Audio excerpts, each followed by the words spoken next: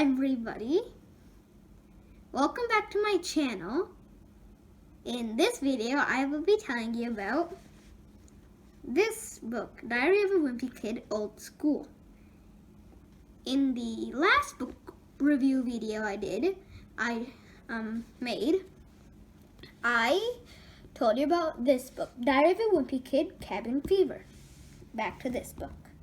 The genre of this book is fiction, and the age group, I believe, is 3rd grade to 8th grade.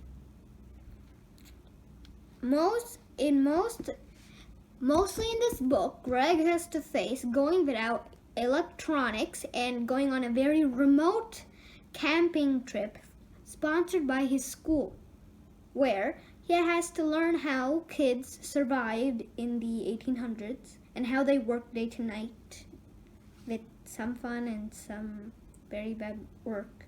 Moving on. He also has to face a 2-day vacation from electronics. This does not mean he actually went on a vacation. He is still in his house, but he's not allowed to touch any electronics, which is sad because he likes to watch TV and play video games a lot. As you can see from the cover, he has a radio in his hands, which indicates he loves watching TV and playing video games. In the next book review video we are going to be talking about this Diary of a Wimpy Kid, Hard Luck. Also by Jeff Kinney, which he has published many books like this series, such as these 3 and many more, like the first book and the newest books, the additional ones. In this book, Greg has to face what it's like to be living in a world without any technology or electronics. Because in the first pages of the book, he talks about how the next generation will be full of more fancy stuff than we have today, such as other ways to walk without using your leg, like hoverboards that actually hover, and flying chairs and alien ships. And then he will say what it's like to be in this generation.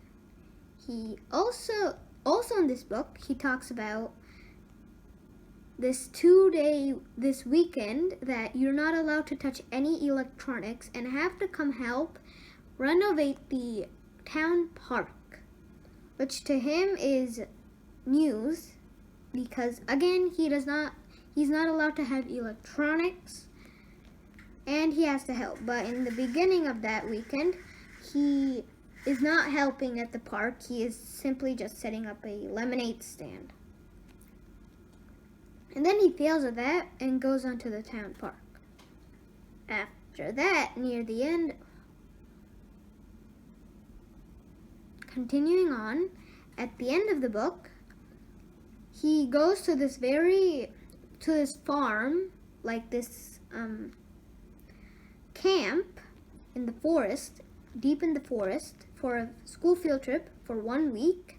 And there he again learns what it's like to be a child in the days of no technology, no iPhones, no Samsungs, no TVs. He is also haunted by a legend at that camp about this farmer named Silas Scratch, who was kicked off of his land, and then he started to live in the woods and his nails grew long. And he started to eat slugs and berries, and he is very creepy. As you can see, this is Silas Scratch.